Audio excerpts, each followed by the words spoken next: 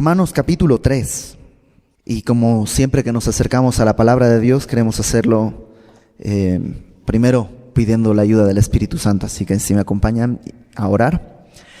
Señor, te damos gracias porque podemos tener y acudir a tu palabra, Señor, porque tú la dejaste escrita para nosotros y hemos comprobado en nuestras vidas que tiene poder para transformarnos, Señor.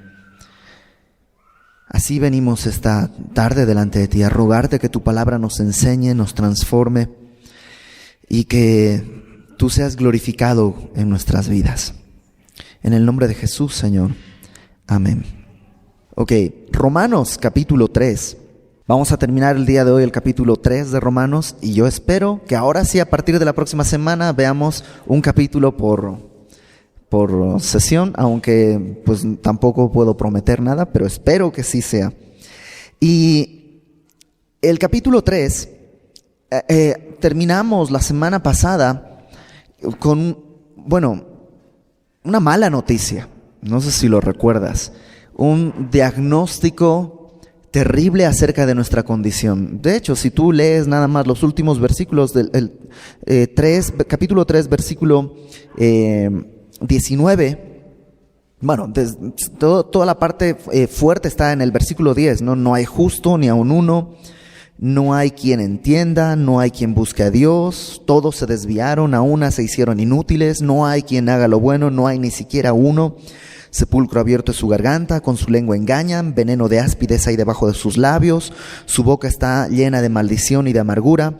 Sus pies se apresuran para derramar sangre, quebranto y desventura hay en sus caminos, no conocieron camino de paz, no hay temor de Dios delante de sus ojos. Esa es la descripción de nosotros. Y por eso el versículo 19 dice, sabemos que todo lo que la ley dice, lo dicen los que están bajo la ley, para que toda boca se cierre y todo el mundo quede bajo el juicio, o dijimos la semana pasada, la sentencia de Dios, ya que por las obras de la ley ningún ser humano será justificado. Y así como antes decía, no hay ni aun uno, aquí también dice, no hay ni uno que pueda ser justificado delante de él, porque por medio de la ley es el conocimiento del pecado. Entonces, Pablo, o más bien el Espíritu Santo a través de Pablo, establece nuestro diagnóstico. Y esto es lo que en teología, que el día de hoy vamos a ver algunos conceptos muy teológicos, así muy de palabras bonitas de esas de domingo. Pero esto en teología es lo que se llama la total depravación humana. Es básicamente la descripción de todo ser humano que ha pisado este planeta. La total depravación humana. No hay ni uno. Y no hay nada bueno en ni uno. No es que, todos son malos, pero hay un área buena en cada quien. No es cierto. La palabra de Dios establece esto como una verdad universal. No hay ni uno que busque a Dios. Ni uno. El ser humano vive en una depravación absoluta. Por tanto, no existen niños inocentes, no existe nada de eso. Todos vivimos bajo esta sentencia de ser perversos y depravados en nuestra naturaleza. Y en el versículo 20 dice que ningún humano será justificado delante de Dios. Y en el versículo 19 leímos que toda boca se cierre. O sea, aquí no hay derecho al pataleo, no hay recuento de votos, no hay nada. Esta es la sentencia y así es. Toda boca va a estar cerrada delante del juicio. Porque esta es la verdad. Somos esto. Y no es muy alentador. Pero gracias a Dios que Pablo no terminó la carta ahí, sino que viene el versículo 21 y lo que sigue. Y la palabra que vamos a comenzar a entender ahorita es la justificación. Porque si bien esta es nuestra condición, Dios quiere justificarnos. Ahora, justificarnos el día de hoy tiene una un significado medio chistosito, ¿no? Justificarnos es más o menos como dar excusas, ¿no? ¿Por qué no llegaste a tiempo? Híjole, lo que pasa es que había mucho tráfico. Bueno, no, pues ya. O fulanito tronó el examen. Bueno, pero pues trajo su justificativo, estaba enfermo. Y bueno, pues, pues si estaba enfermo, si tiene una justificación por la cual no vino a hacer examen. Cosa que mis alumnos del instituto entienden que no existe, ¿no? Pero el día de hoy eso es justificarnos. Y es bueno recordar que en la palabra de Dios eso no es justificación. La justificación en la palabra de Dios quiere decir hacer justo a alguien.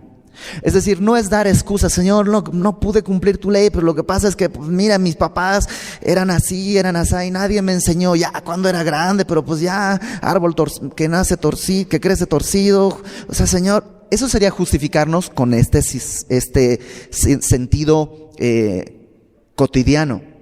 Pero la palabra de Dios, cuando habla de justificación, habla de hacernos justos. Y más adelante nos va a explicar exactamente qué es esto, pero esto lo ponía como para comenzar. Y un concepto más que tenemos que entender. Al final del versículo 20 dice, por medio de la ley es el conocimiento del pecado. La ley no nos sirve para justificarnos delante de Dios. Lo acabamos de leer, por medio de la ley ninguno será justificado. Es decir, la ley no puede hacernos justos. La ley puede llevarnos a conocer el pecado. Algo así como una tomografía. Tú tienes dolores de cabeza muy fuertes o lo que sea y vas al doctor y te dice, vamos a hacer una tomografía, y te sacan una tomografía y la tomografía puede revelar que hay un tumor. Pero por mucho que te frotes al resultado, no va a curar el tumor. No está diseñado para curar el tumor. Es bueno, no te lo produce, o sea, no es que la tomografía se inventó el tumor en tu cabeza, simplemente ¿qué es lo que hace? Lo revela, lo muestra. Y eso es lo que hace la ley. La ley nos muestra nuestra condición. Ahora, Pablo va a empezar del versículo 21 al versículo 31 a hablarnos acerca de la justificación y algunas características. La primera característica está en el versículo 21. Fíjate. Pero ahora, aparte de la ley, se ha manifestado la justicia de Dios testificada por la ley y los profetas. La primera característica de esta obra de justificación es que es aparte de la ley. Y la palabra aparte no quiere decir además. Es como que tráeme 1 kilo de frijoles, 1 kilo de sandía y aparte me traes un cuaderno de cuadrículas. No quiere decir además, sino aparte de la ley. Es decir, sin nada que ver con la ley, sin contar. Literalmente puedes traducirlo como sin contar con la ley. Dios dice, versículo 21, sin contar con la ley, es decir, a un lado de la ley se ha manifestado la justicia de Dios testificada por la ley y los profetas. O sea, esta justicia que Dios está mostrando no es la ley y esto otro. No, es aparte, sin contar con la ley. ¿Sí queda claro ese concepto, esa idea? Porque si no, luego entramos en cuestiones que son, para estar justificado delante de Dios, tengo que hacer mi devocional. Tengo una semana que no hago mi devocional, entonces Dios debe estar mirándome ya así como con enojo. Sí, no pierdo la salvación, pero como que ya me ve medio raro, ya no tenemos... No. La justificación de Dios viene aparte de la ley. No es por obras. No hay nada que podamos hacer, es totalmente aparte. Y no solo aparte, porque podríamos decir que es aparte y entonces es algo nuevo. No, fíjate qué es lo que dice, verso 21. Se ha manifestado la justicia de Dios testificada por la ley y por los profetas. O sea, esta justicia que ahora, ya que por la ley no podemos ser justificados y Dios manifiesta esta otra forma de justificarnos, no es nueva, no es un invento de Pablo, no es un invento del Nuevo Testamento, no es un invento del Señor Jesucristo. Bueno, sí, pero no en los evangelios, sino antes de la fundación del mundo. Ya estaba testificada en la ley y en los profetas. Ya estaba escrito esto. No es una nueva moda. Entonces, la primera característica que tiene esta justificación de Dios para nosotros es que es aparte de la ley. Testificada por la ley y los profetas, pero aparte de la ley. Segunda característica, versículo 22. La justicia de Dios por medio de la fe en Jesucristo. Ya que no se puede a través de la ley, sino que esa parte, Pablo nos lo explica, es como por medio de la fe en Jesucristo. Esa es la segunda característica. Primera característica, aparte de la ley. Segunda característica, por medio de la fe en Jesucristo. Y un par de cosas bien importantes. No dice por medio de la fe en Dios. ¿No es verdad? Porque la verdad, todas las religiones tienen fe en Dios, en algún Dios. Todas. Sino por medio de la fe en Jesucristo. Y eso es esencial en nuestro caminar. Nosotros no predicamos a Dios, predicamos a Jesucristo. Ok, ¿por qué? Porque Dios se ha manifestado en Jesucristo. Y la justificación viene solamente por medio de la fe en Jesucristo. Nadie viene al Padre si no es por mí. Entonces es muy claro. Si tú estás acostumbrado a predicar a Dios, tienes que corregirlo. Nuestro Dios se llama Jesucristo. Y es al que tenemos que predicar. Nadie puede honrar al Padre si no se honra al Hijo que fue enviado. Entonces eso no puede moverse. Entonces primera cosa es por medio de la fe en Jesucristo.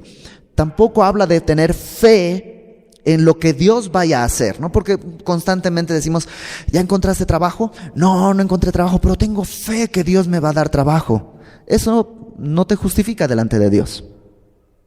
La justificación viene por medio de la fe en Jesucristo. ¿Y qué quiere decir tener fe? Esta fe en Jesucristo es creer que Dios es quien dijo ser, que Jesucristo es quien dijo ser y que hizo lo que dijo que iba a venir a hacer.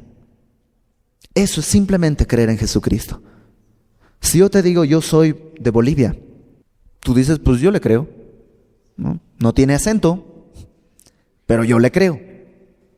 Cuando Jesucristo dice ser Dios y nosotros decimos, bueno, pero fue un gran maestro, un excelente maestro, probablemente el mejor maestro que ha pisado la tierra, no soy justificado, porque no estoy creyendo lo que Él dice de sí mismo. Tener fe en Jesucristo es creer que Él es quien dijo ser y que Él hace o hizo lo que dijo que iba a hacer.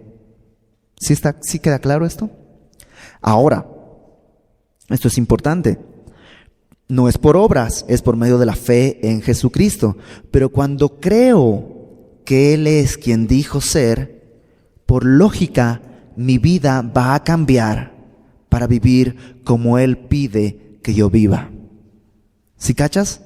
No es las obras las que me hacen justificado.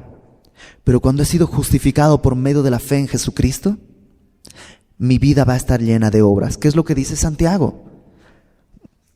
Una fe sin obras está muerta. No ha sido una fe en Jesucristo. Probablemente fue fe en el pastor que te predicó, fe en la iglesia en la que estás yendo, fe en, no sé, muchas cosas. Pero la fe en Jesucristo, que es la fe que nos justifica, va a venir acompañada de obras después de ser justificado, no antes. ¿Sí estamos?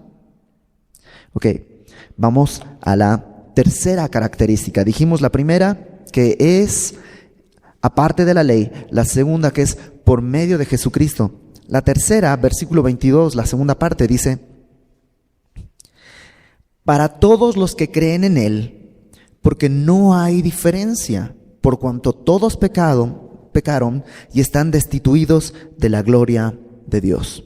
La tercera característica de esta justificación es que es una invitación a todos. Es una invitación a todos. ¿Por qué? Porque todos necesitamos esta justicia, porque todos hemos pecado. Y al haber pecado hemos sido destituidos. La palabra destitución, como que en español nos suena a como que estábamos y nos sacaron, ¿no? Pero literalmente esta palabra quiere decir quedarse corto. Fuimos creados para la gloria de Dios. Ese es el propósito de nuestra existencia. Pero todos nos quedamos cortos. O sea, teníamos que alcanzar 2 metros y brincamos 30 centímetros o 1 centímetro. Eso es lo que pasa. Nosotros fuimos creados para su gloria, pero por cuanto pecamos, nos quedamos cortos a la gloria de Dios.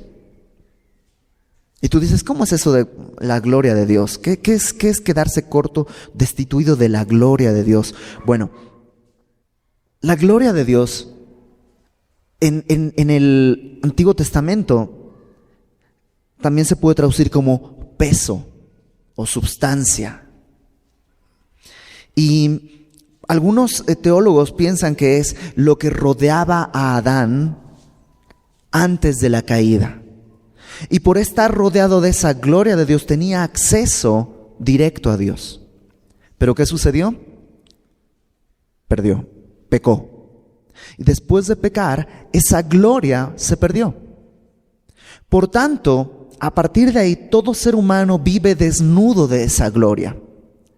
Y por eso este afán de cosas materiales, de relaciones con otras personas, de etcétera, etcétera, todas estas cosas para tratar de cubrir esa desnudez en la que vivimos, porque estamos desnudos de la gloria de Dios. Si te das cuenta, acompáñame por favor a 1 de Corintios, capítulo 15. 1 de Corintios, capítulo 15. Pablo está hablando acerca de la resurrección. Pablo está hablando acerca de lo que va a venir un día y nuestra esperanza, que es ser tomados del polvo y con un nuevo cuerpo distinto al que tenemos ahora. Y fíjate, 1 Corintios capítulo 15, versículo 47, empieza a describir la diferencia entre Adán y Jesucristo. Jesucristo es el postrer Adán. Adán es el hombre de la tierra. ¿Por qué cayó? Fíjate, el primer hombre es de la tierra, terrenal. El segundo hombre, que es el Señor, es del cielo. Entonces escribe a estos dos hombres. Adán, el primer hombre, Jesucristo, el postrer Adán. Verso 48. ¿Cuál el terrenal? Tales también los terrenales. Es decir, nosotros que hemos nacido en esta carne, llevamos la imagen de Adán. Porque como Adán es terrenal, nosotros somos terrenales. ¿Cuál el celestial? También los celestiales. Y así como hemos traído la imagen del terrenal, traeremos también la imagen del celestial. Entonces, esa es la gloria a la que un día vamos a llegar. A estar presentes en su gloria, poder vivir para su gloria, rodeados de su gloria, con un cuerpo que no está vendido al pecado. Pero la verdad es que el día de hoy todos hemos sido destituidos, todos hemos quedado cortos. Y eso es bueno, porque quiere decir que entonces hay esperanza para todos. Por eso les decía, es una invitación para todos. Pero ojo, si te fijas ahí en el versículo 22, al final, la justicia de Dios por medio de la fe en Jesucristo para todos los que creen en Él. La invitación es a todos. Todo el mundo está invitado. Todo el mundo lo necesita. El sacrificio de Cristo fue provisto para todo el mundo, pero solo es efectivo para aquellos que creen. Solo los que creen pueden ser justificados. Y si no nos quedó bien claro, regrésate al punto anterior. ¿Te acuerdas cómo venía la justificación? Por medio de la fe en Jesucristo. Nada más. Ok, cuarta característica. Dijimos entonces, número 1, es aparte de la ley. Número 2, es por medio de Jesucristo. Número 3, es una invitación a todos. Y número 4, es por gracia y es gratuito. Versículo 24 dice, siendo justificados gratuitamente por su gracia. Ahora, déjame hacer una pausa. La palabra gratuitamente suena como, ¿qué cosas son gratuitas el día de hoy? Las mentas en el restaurante cuando terminas de comer, ¿no? ¿Qué otras cosas son gratuitas? Es decir, no son cosas de valor, por eso son gratuitas, ¿no? Pero algunos periódicos que te los entregan en la calle son gratuitos, ¿no? La palabra gratuito acá literalmente no tiene esa connotación. Literalmente quiere decir sin causa. O sea, somos justificados sin causa. No hubo nada que de pronto dijo Dios, ay, mira, no, pues yo creo que sí lo voy a justificar porque parece como que sí hay una razón. No hubo ninguna razón. Somos justificados sin causa, sin ninguna razón. Y es una locura. Es una locura. Porque, ojo, estamos hablando de justificación, justificados gratuitamente, no perdonados. Es decir, que nos hubieran perdonado, ya hubiera sido un gran regalo, ¿no? Después de haber hecho lo que hemos hecho, haber vivido como hemos vivido, que nos hubieran perdonado hubiera sido increíble. Pero no, Dios no dice perdonados, dice justificados. Es mucho mejor que perdonados.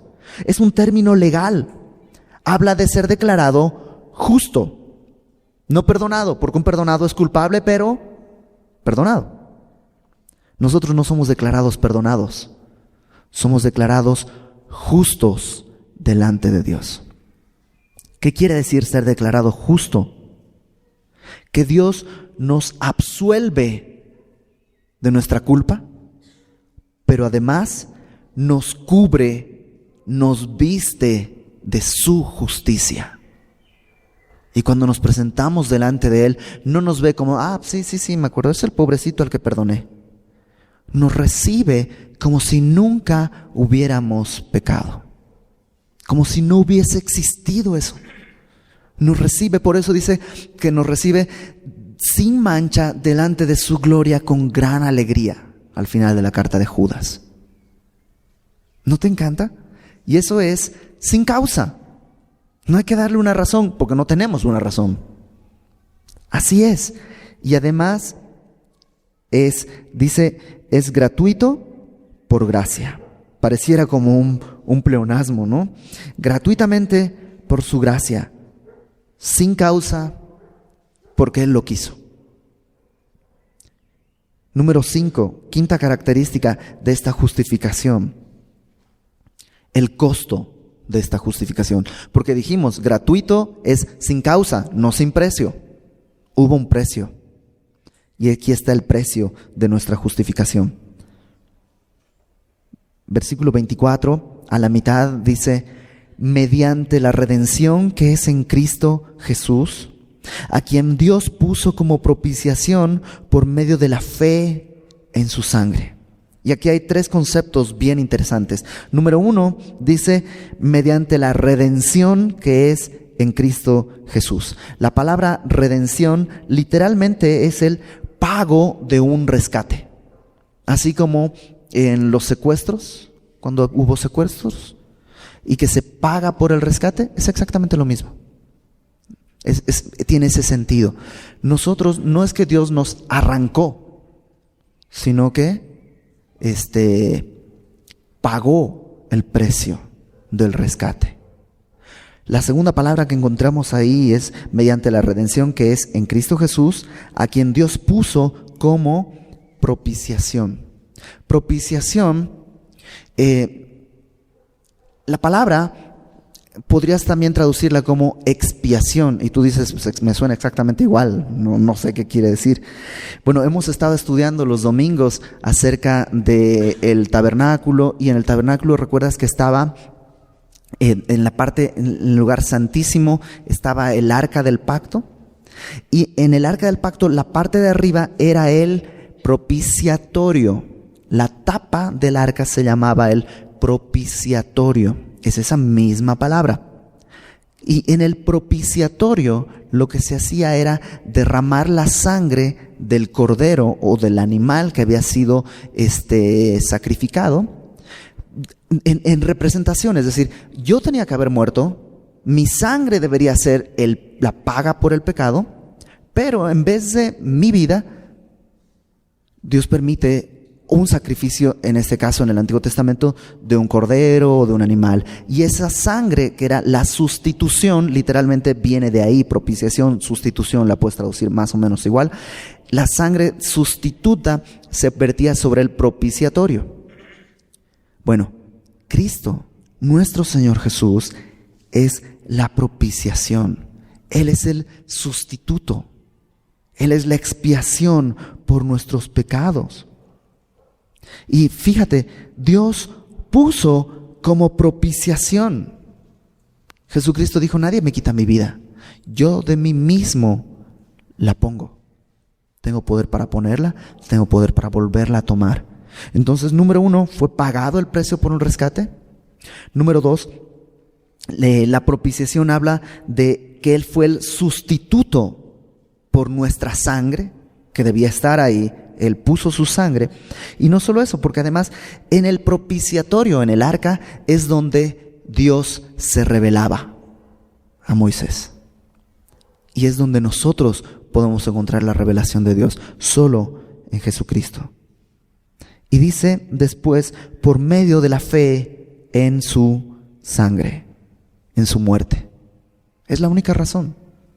Si Él no hubiera muerto, nosotros hubiéramos tenido la visita de Dios, pero estaríamos muertos en nuestros delitos y pecados. Es su sangre la que paga el precio de nuestros pecados. En 2 Corintios capítulo 5,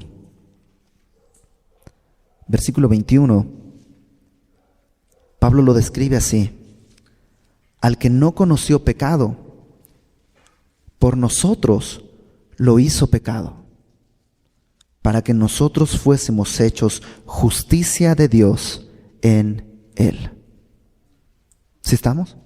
Él fue hecho pecado, sacrificado, su sangre en lugar de la nuestra, para poder también tener su justicia a favor nuestro. Número 6. La sexta característica, la primera característica de la justificación dijimos que es aparte de la ley, la segunda por medio de la fe en Jesucristo, la tercera es una invitación a todos, la cuarta es por gracia y es gratuito, la quinta característica, el costo de nuestra justificación fue su sangre. Sexta característica de esta justificación, el propósito. Fíjate el propósito, una cosa más, se me estaba olvidando. Versículo 25 dice, a quien Dios puso como propiciación por medio de la fe en su sangre. Aquí está, el propósito. Versículo 25, la segunda parte dice, para manifestar su justicia a causa de haber pasado por alto en su paciencia los pecados pasados, con la mira de manifestar en este tiempo su justicia, a fin de que Él sea el justo y el que justifica al que es de la fe de Jesús. ¿Cuál es el propósito? Manifestar su justicia, que todos puedan ver su justicia, porque Dios es un Dios justo y no puede haber una sombra en Él. Pero si te fijas, dice, con la mira de manifestar en este tiempo su justicia, a causa de haber pasado por alto en su paciencia los pecados pasados. ¿De qué pasado se está hablando? De antes de la cruz. Todos los pecados en el Antiguo Testamento. No es que Dios se hizo de la vista gorda, no es que Dios estuvo indiferente, sino que Dios fue paciente. En su paciencia, Él pasó por alto esos pecados. En su paciencia, Él esperó porque sabía que la sangre de Jesucristo era suficiente para pagar todos esos pecados. Y dice ahí además, en el versículo 26 al final, a fin de que Él sea el justo. ¿Por qué Él es justo? Porque es justo, no está transando con el pecado. Es decir, si Él hubiera dicho, ok, los perdono, está bien, los perdono, ¿sería justo? No, porque toda injusticia demanda que se efectúe un acto de justicia. Si tú eres pecador, tienes que ser condenado como pecador. Eso es justo, eso es ser justo, ¿sí o no? Si no se efectúa ese acto de justicia, Dios sería injusto. De hecho, ese es el dilema. Si Dios hubiera dicho, como el día de hoy diríamos, fue bien buena gente y nos perdonó a todos, sería injusto. Y esa injusticia en Él sería una mancha en su gloria. Pero para que Él sea el justo, Él se convierte también en el que nos justifica. Porque Él es el que paga. Somos justificados por medio de la sangre de Jesucristo, por medio de la fe en Jesucristo. Entonces, Él es el justo y Él es el que justifica. Por tanto, a Él es la gloria. Y por último, Pablo establece ahí algunas conclusiones después de todo esto que ha estado diciendo desde el capítulo 1 hasta el capítulo 3 y toda esta parte que nos explica acerca de la justificación. Versículo 27, aquí están las conclusiones. ¿Dónde pues está la jactancia? ¿Quién podría decir, bueno, a mí me justifica realmente, lo que pasa es que yo siempre fui una buena persona? Nadie. No es que yo me levanto y hago mis devocionales todos los días. No. Nadie puede llegar delante de Dios y decir, lo logré. Nadie. Por tanto, la jactancia queda excluida. ¿Por cuál ley? ¿Por la de las obras? No, porque por medio de las obras nadie puede llegar. Todos quedamos cortos. Y dice, sino por la ley de la fe. Efesios 2, ustedes saben de memoria ese versículo, dice, porque por gracia sois salvos por medio de la fe. Y esto no de vosotros, no por obras, para que nadie se gloríe. ¿De quién es la gloria? De Dios solamente. No hay jactancia. Verso 28. Concluimos pues que el hombre es justificado por fe sin las obras de la ley. Y esto tiene que ser un puntal en tu vida, porque una y otra vez vas a encontrarte con gente que te dice, bueno, sí, la justificación y la salvación es por fe y es por gracia. Pero una vez que ya fuiste salvo, ya fuiste justificado, bueno, tienes que hacer esto, y tienes que hacer esto, y tienes que hacer esto, y tienes que hacer esto, y tienes que hacer esto. Y tú dices, no. La conclusión a la que Pablo llega es que somos justificados por la fe sin las obras de la ley. Una y otra vez van a llegar a tu vida también personas que te dicen, bueno, pero hay que cumplir el sábado. Tienes que cumplir el sábado, porque Jesucristo mismo dijo que ni una jota ni una tilde de la palabra pasarán, que Él no vino a abrogar la ley, sino a cumplirla. Por tanto, la ley está vigente, por tanto tienes que guardar el sábado. Y una y otra vez van a venir a decirte eso. Es muy común. Y tú, bueno, lo primero que le tienes que decir es, bueno, lee Gálatas, ¿no?